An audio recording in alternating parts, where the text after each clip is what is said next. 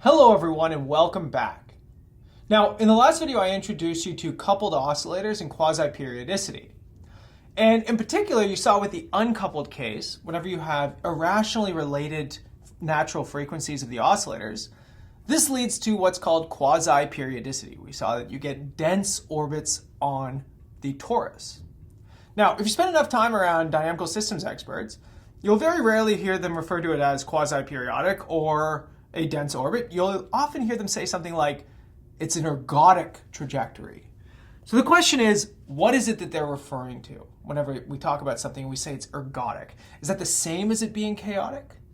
Well, the answer to that is actually no. And so what I would like to do with this video is give you a little bit of a crash course in ergodic theory. So here we're going to just go over two of the major fundamental theorems from ergodic theory, and I'm going to do it in a very high level way, right? So if you want to learn more about ergodic theory, there are tons of great textbooks. I will link to some of them in the description of this video. But we're going to learn about the Poincaré recurrence theorem. There's our favorite mathematician, at least mine, Henri Poincaré, right? All good things in dynamical systems go back to Poincaré, as well as Birkhoff's ergodic theorem. So one of the foundational results, one of the most important results in all of ergodic theory is Birkhoff's result, okay? So before we can do that though, we need to introduce some sort of complicated ideas from mathematical analysis. And we are going to talk about what a measure is, okay? So there is an entire brand or branch of mathematics called measure theory. Is a very important and critical idea in mathematical analysis, especially if you ever learn any probability. And the reason I bring this up is because ergodic theory is really a sort of probabilistic unification of dynamical systems, okay? So if you think about this sort of history or the context of ergodic theory, Birkhoff's theorem comes in, I believe, the 1930s and 1940s, somewhere around there, right around the time Koopman was doing his work as well. Poincaré is the 1890s or something along those lines. But if you think about what's happening in physics at this time, this is the quantum mechanical revolution. This is when people start, putting probability theory into physics, right? We have people like Schrodinger who give us a Schrodinger equation. And so what was happening in mathematics in some sense was people trying to do the same thing, trying to inject probability theory into studying dynamical systems. And the important aspect here is that it's actually to study deterministic dynamical systems. And the way you do that is through a measure, okay? So a measure, we're going to call it mu. And it's going to be a function from subsets. Now I'm going to use X as my big space. So I'm going to say subsets, I'll call them A, that belong to some X into R.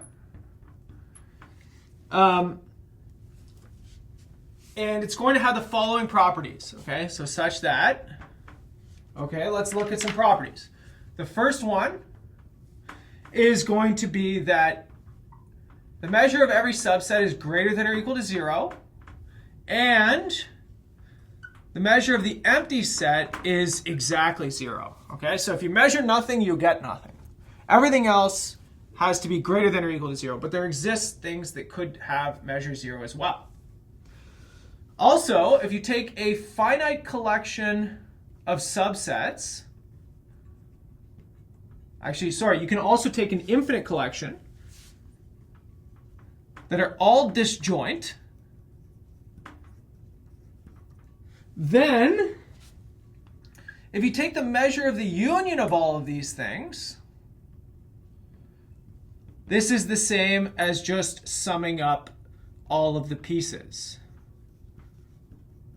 Okay? So that should make sense, right? If you have a big collection of sets that have nothing to do with each other, if you want to know what the total measure of all of these things is, it's the same as just looking at each one of the measures individually. Okay?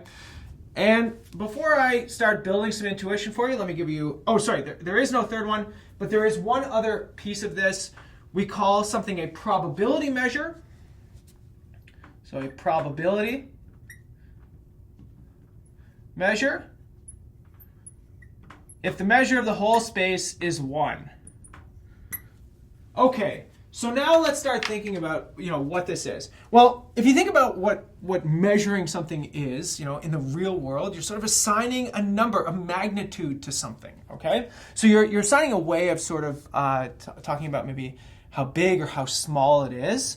And that leads to the sort of first maybe natural example, which is called the Lebesgue measure. So Lebesgue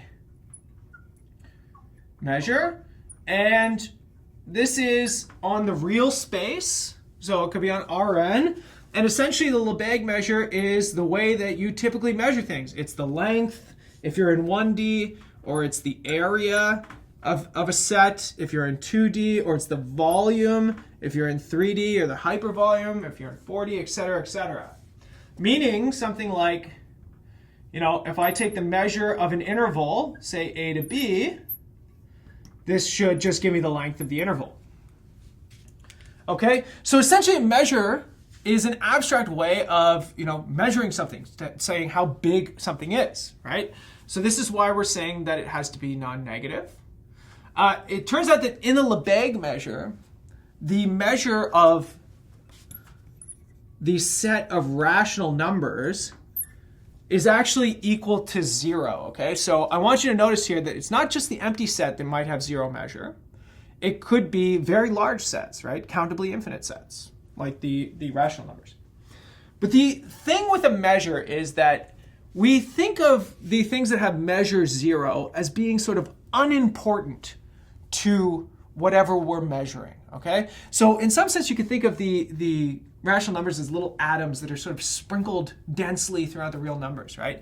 But there's just not enough of them to constitute something that's worth measuring when they're all together. That's what the Lebesgue measure is telling us. But there are other ways of defining measures. You can define measures that could give you information about different aspects of your space. So for example, for any, let's just pick a point in your space. You could define this measure. Now, this might not be the most interesting measure you've ever heard of, but I'm still going to define it. It's a probability measure. It's going to return 1 if that point is in your subset, and it's going to return 0 if your point is not in that subset. I didn't say it was going to be the most interesting measure you've ever seen in your life, but it is a measure. Now, what is this measure sort of measuring? It's measuring whether or not I've included my only point of importance, right? So it's saying, it's an indicator function. It's saying, yes, congratulations, you found the point that I care about. It's in your set. Or no, you didn't find the point that I care about, and so I don't care about you, right? So it's kind of a silly measure, but you could do this with any finite collection of points, right? You could just assign values to any finite collection of points, and your measure is just saying, I care about these points, I don't care about anything else. Or you can build measures, and this is really where advanced probability theory starts to come in, and you're going to recognize some terminology if you know things about probability here. So you could say, maybe I'm given a function. I'm going to call it rho because this is sort of the convention here. Rho is going to go from x into the non-negative numbers such that if I integrate rho over the whole space, I get something finite. Okay, so I have to be able to integrate this thing. Then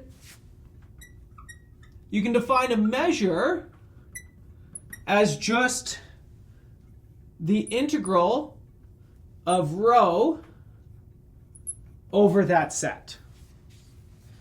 And in this case, we would call rho the density, and in this case, mu would be a measure. Now, what does this have to do with probability? Again, if you've studied any probability theory, you're probably familiar with probability density functions. And we know that to get cumulative distributions, we need to integrate against these things. There is no coincidence here, right? It is the same terminology and it is the same underlying mathematical theory, okay? So in this case, you can in probability, you can come up with different probabilities based on given a certain density function. You make up a density, you say this is my new probability. I make up a density, I say this is my new measure. Same basic idea, right? So here's what we're going to do. Let's bring it to dynamical systems now, okay? Let's consider, of course, I'm going to consider a discrete time dynamical system. You can do all of this for continuous dynamical systems. You can do it for stochastic dynamical systems. You can do it for random maps. Anything that you really care about that has some sort of dynamic process underlying it, you can do this for. But in my opinion, the easiest presentation is for discrete time dynamical systems. Again, if you want to learn more, you got to go way deeper into this stuff. And I just want to sort of show you the basics and show you the magic of ergodic theory.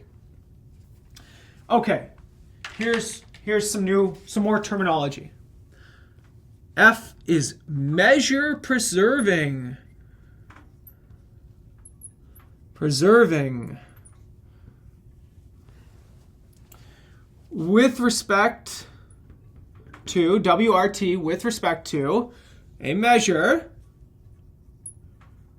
mu, if the measure of the inverse image of a set under F is the same as the measure of the original set itself. And this has to hold, of course, for all subsets of X. Now, if you know measure theory and you're watching this, you're going to be a stickler about what I'm saying here. Technically, you need a sigma algebra to say, which sets can be measured. But for the purposes of this video, I'm just going to say all sets A. Okay, we can think about Borel subsets. And if you want to construct something that's not Borel, you're going to need the axiom of choice. So this is good enough for the basics, okay? But take a look at this definition. If you know any topology, you might think that kind of looks familiar, right? It kind of looks like the topological definition of continuity. And in fact, this is kind of what this is. It's the measure theoretic definition of continuity. Now, I know that it's not really giving you a continuity property here, but it is saying that you're sort of keeping the size of these sets whenever you do this pullback, this F inverse. So let's look at some examples. And, to build ourselves up to these important topics in ergodic theory, we have to learn a lot of this stuff. And we have to look at these examples so that we can get something sort of tangible to chew on. Let's do a really simple map where we just add a constant value modulo 1, right? So we looked at these types of maps whenever we did discrete dynamical systems in the previous lecture series on dynamical systems. And in this case, this is for just any fixed A between 0 and 1, okay? So basically, you just take a point in the unit interval 0 to 1, and you add something to it, and then if you cross over 1, you restart, right? So this is on the circle. Sometimes we call this a circle map. In this case, F preserves the Lebesgue measure.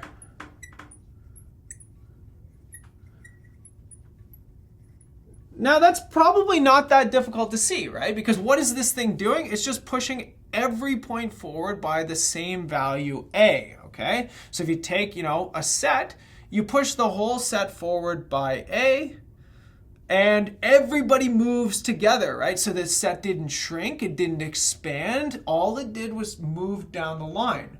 If I measure, 20 centimeters right here, that's the same as measuring 20 centimeters over here, right?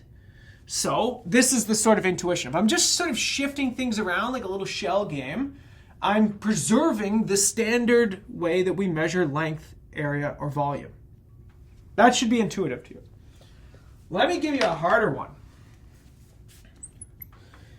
The map, here's a difficult one. 2x squared minus 1. This is actually a chaotic dynamical system. It's a version of the logistic map that you've seen.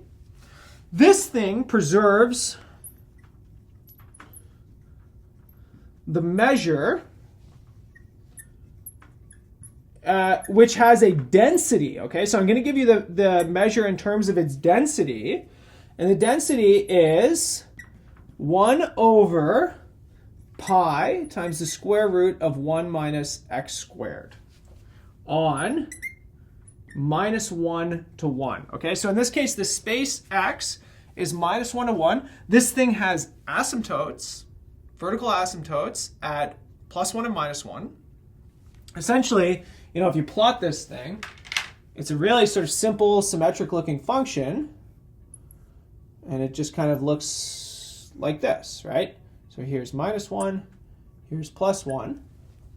And again, if you think about this from the probabilistic perspective, essentially here, you've got way more area under the curve towards the minus 1 and to the 1 camp, okay? And so what that says, actually, in terms of this dynamical system, as we'll see with the ergodic theorem in a second here, is that the iterates of this chaotic system spend more time towards the sides. And that comes from the fact that there's more area underneath the density. And area underneath the density relates to the measure of a set. Now, if you think about this thing being measure preserving with respect to the measure with this density, again, subsets of minus 1 to 1 that are closer to the edges or have more, you know, close to minus 1 or close to 1, they are worth more. They are larger. They are bigger under this measure. And so they are preserved better. But it turns out that there is another map, or there is another measure that is preserved by this thing. So we also,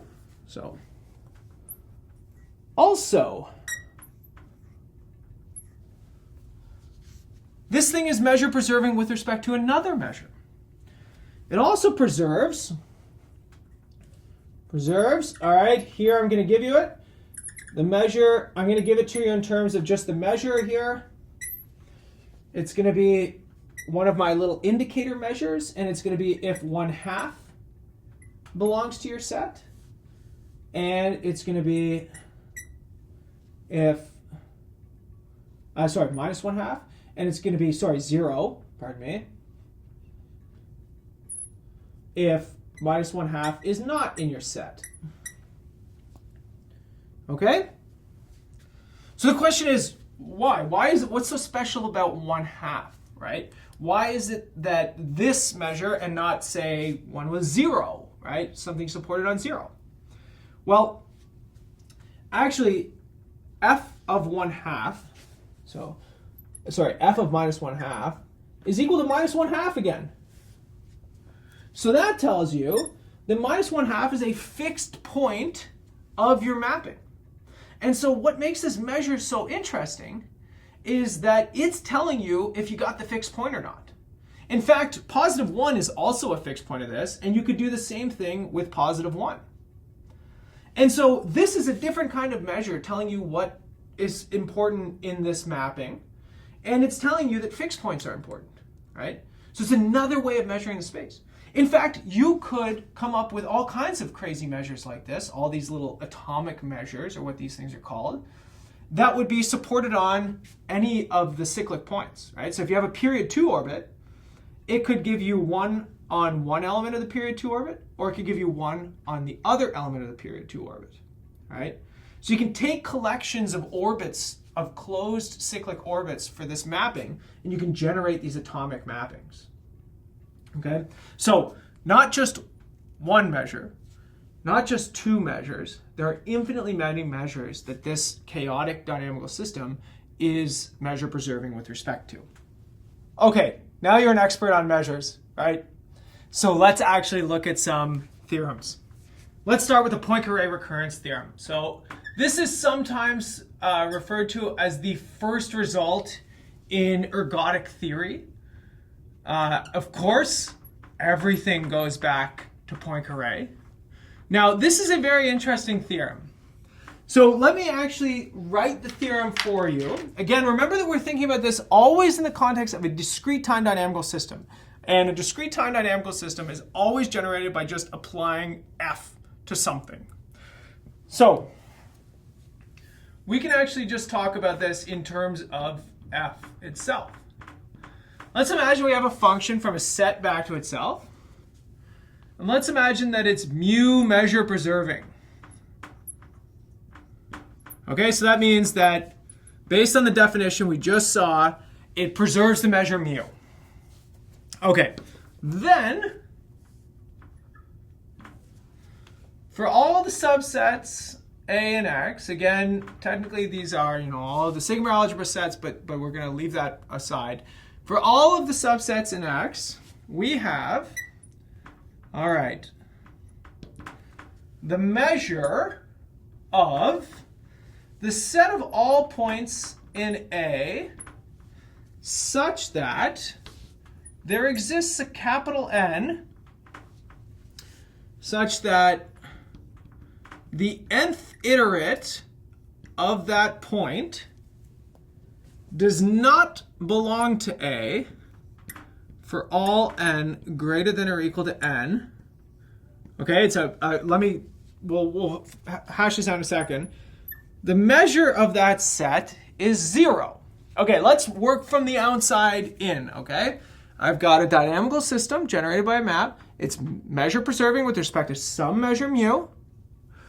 Now, I have that the measure of this thing in the inside that I'll talk about in a minute has measure 0. Remember I said that things with measure 0 are considered unimportant. The Lebesgue measure assigns all rational numbers 0. They're unimportant. They're just dust that is laying in there, because with the Lebesgue measure, we're interested in length or area, right? These are big, move around within the space kind of things. But, so this is saying with respect to that measure, this set of points is unimportant. Now the question is, what is that set of points? These are all of the points that belong to your subset that eventually leave your subset and never come back. Okay, right? Eventually, after some number of iterates, they are not in A ever again. So why is this called the Poincaré recurrence theorem? Recurrence means that all of the points in A that do come back to A are non-negligible, right? These are the ones that don't recur. They are negligible. So you can turn this on its side. If A has positive measure, right, it's something worth looking at, then it's saying that most of the points in that set come back to A eventually, right? They might not all come back at the same time, but they all come back eventually. In fact, there's a measure theoretic terminology. So let's say terminology here. You've probably heard this if you've seen anything to do with measure theory. It means almost every X in A returns to A.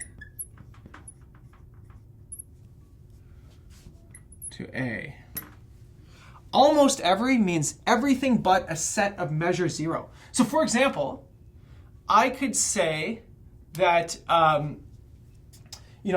almost every point in the real numbers is irrational with respect to the Lebesgue measure, because the only ones that aren't are a set of measure 0, right? So again, this is the mathematical or the measure theoretic way of saying everything that's important to me, and again, based on my measure, right? So almost every point in A is going to come back to itself.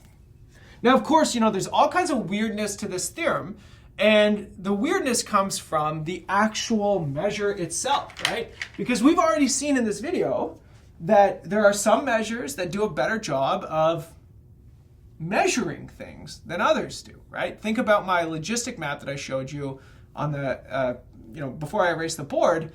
That thing had infinitely many measures. And so, the Poincaré recurrence theorem applies to all of those, but it might not apply in an informed or an interesting way to all of them. In my opinion, it really applies to that density one the most, right? Because that one is really sort of covering the whole space, whereas a lot of those atomic measures are really just fixated on a single point. But nonetheless, this is the Poincaré recurrence theorem, okay? So in some sense, you can think about this in the context of dynamical systems. If you pick a region of space, then based on the measure of that space, almost everything's going to sort of come back to that region after a while, right? And this is where this sort of measure preserving property comes from. It means that things are sort of being mixed according to the measure, right? So everybody's sort of leaving, and maybe most of us come back, right? And again, this is all with respect to the specific measure that you're taking here. Okay, now before I give you Birkhoff's ergodic theorem, I'm going to give you another definition. And I know that we are really going down the rabbit hole here, but so far I told you we're going to talk about ergodic theory. I haven't said the word ergodic since the very beginning. So here we go.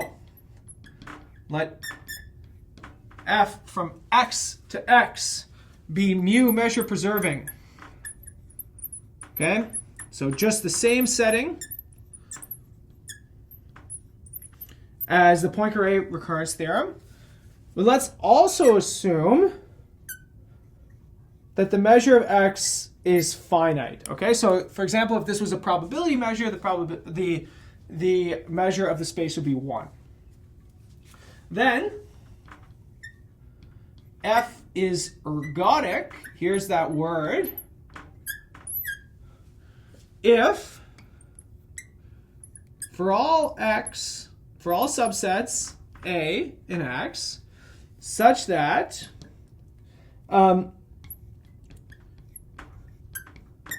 f inverse of A is equal to f of A, right? So that means that the set is invariant. It didn't change. So the internal mechanics of it might have changed, right? It might have swapped around places of some points. But whenever you look at the whole thing together, you got all the same points again, right? So they can be moved around internally, but the same group is always there. That means that this is invariant, okay? So we say that i.e. A is invariant, then either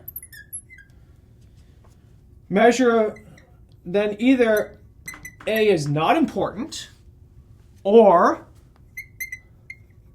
basically A is so important it's basically everything. Okay? So what does it mean for something, for a function to be ergodic? Essentially it means that the only sets that are invariant are either everything or nothing. That's basically what this is saying, okay? So it says that there's no way of fundamentally breaking down the domain into smaller constituent components. If you study graph theory, for example, you talk about connectedness of a graph, right? And if you look at the adjacency or the graph Laplacian, the number of zero eigenvalues of the graph Laplacian tell you how many connected components you have. Now we typically talk about a connected graph because we know that if you have multiple connected components, you can just look at each connected component to get independently. You can break it down.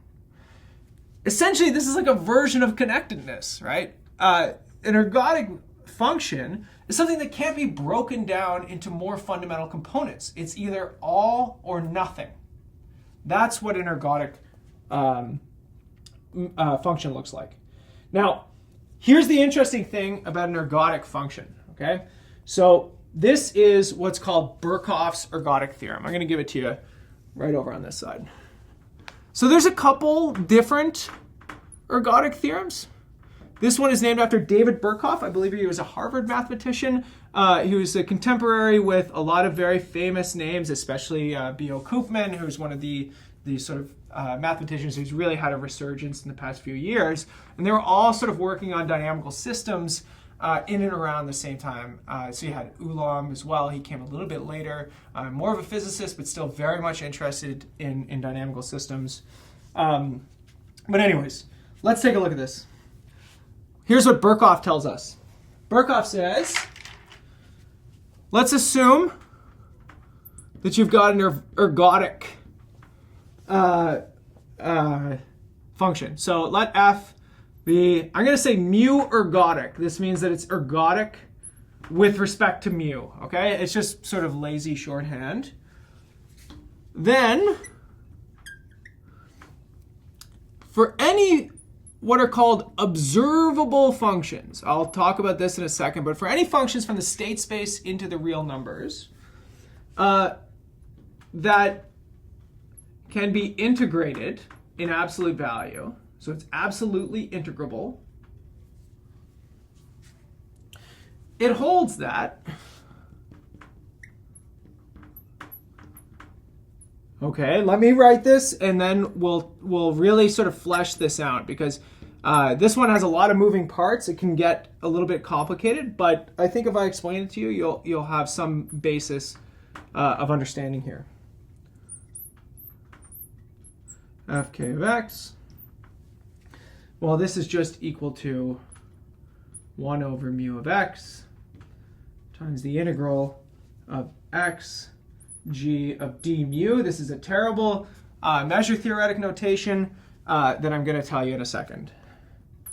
For almost every, there's our word again, or our phrase, for almost every x and x. Okay. This is a lot to digest, okay? So let's take it apart piece by piece. First of all, what is this? These functions are what are called observables. They're a way of looking at the dynamical system without observing it directly. So, for example, if you're a physicist, the observables you might be interested in, for example, are energy or momentum, right? They take information about the state of the system and give you a single number back, right? Or maybe if you're a biologist, you're studying the human body, you have all kinds of states of the body, a huge, complicated working organism, and all you care about is glucose levels. Well, you take all the information from the dynamical system, the current state of the system, and you spit out a real number, okay? So observables are how we do science, right? A lot of the time we don't necessarily care about the actual background of the system, we just care about the output of the observable, okay? So this is saying, essentially, pick an observable. Every observable is going to work as long as you can integrate it over your space. This is a technical condition, but if your space X is compact, then you don't really have to worry much. Okay, here's the next piece. This right here, this is a time average. It's very, very similar to what you saw with Lyapunov exponents, right? You're taking an average of the observable value over the iterates of the dynamical system. So what you're doing, again, let's use energy as our example. You're asking yourself, what is the energy of the dynamical system after each iterate? And then you're saying, after you do a whole bunch of iterates, take an average, right? So what's the average energy of the system over all of these iterates? And in fact, you want to do this over long time. So these long time, these infinite time averages, again, you saw them already with Lyapunov exponents, but they are fundamental to how we study dynamical systems. You can show all kinds of properties of these things. They converge through Osciletic's theorem or various other theorems, and they give you fundamental properties that are often independent of where you started. So they give you macroscopic statistical information about the dynamical system. But look what Birkhoff's theorem tells us. Birkhoff's theorem says that taking an average over time is the same as taking an average over space. I'll get to this in a second, but again, look at this like an integral. This is the size of the space, 1 over the size of the space, and then all of the possible energies, for example. Okay? So what does that mean? That means that almost every value of x fully explores the space, right? As you let this thing hop around the dynamical system, the ergodicity of the dynamical system tells you that you will essentially feel out the entire space. And so instead of just letting it wind around and feel everything out as it likes to, as it would according to the dynamical system, all you've got to do is just say, well, just give me everything in the space. Tell me what the average of everything in the space is instead of just hopping around and taking an average. That's what this is saying. Now, here's the frustrating, difficult part, right? This d mu notation, whenever I learned measure theory for the first time, I got hung up on it for a very long time. It's a very, very complicated way of thinking about things. It's sort of unintuitive. You have to do a lot of measure theory, typically a whole class, to really sort of get this thing under your belt. Here's what I'm going to show you, though. Okay? think about how you take the integral in your calculus class, right? So let's say we have a, we have b, we have this function g of x, and we'd like to know the integral of this thing. It tells us the area underneath this curve. How do we measure area? We measure area with the Lebesgue measure, right? This is a measure of something. So all this d mu says is it says measure the area under the curve, but measure it according to the way that I told you you have to measure things. And that is with your measure right here, okay? So it might put more emphasis on stuff that's close to A, or it might put more emphasis on stuff close to B, or more in the middle, right? So all this is saying is the way that you're going to calculate that area under the curve is according to how you measure the space, okay? So that's the sort of intuitive way of doing this thing. Now, if you have a density, so if mu has density rho, then this integral, the integral of x g d mu, this is the same as just integrating g of x against rho of x dx. Okay, so it becomes like a Lebesgue integral, right? So this is something we call absolutely continuous measures. We're not going to get into any of this stuff. You can take a whole class on dynamical systems, but these are the two fundamental results of ergodic theory. These are the things that you would learn sort of immediately whenever you start learning ergodic theory.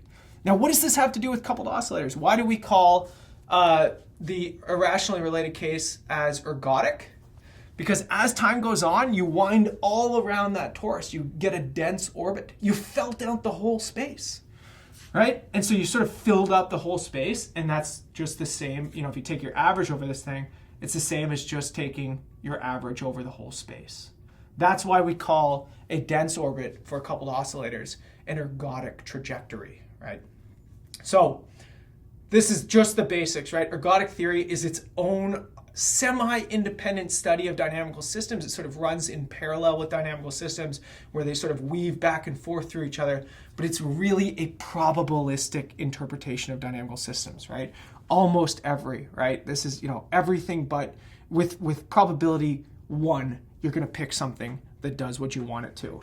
Same thing, almost every right here, right? And we have this sort of densities. We think about the correspondence between probability and measure theory in this way, okay? So it's a probabilistic or statistical interpretation of dynamical systems that goes, all the way back to Poincaré and some foundational mathematicians like David Birkhoff. So I hope you enjoyed it. I know it's just a crash course, but I hope that this sort of piques your curiosity to go way deeper into ergodic theory. I'd love to hear what you have to say about all of this. I'll see you in the next video, everybody.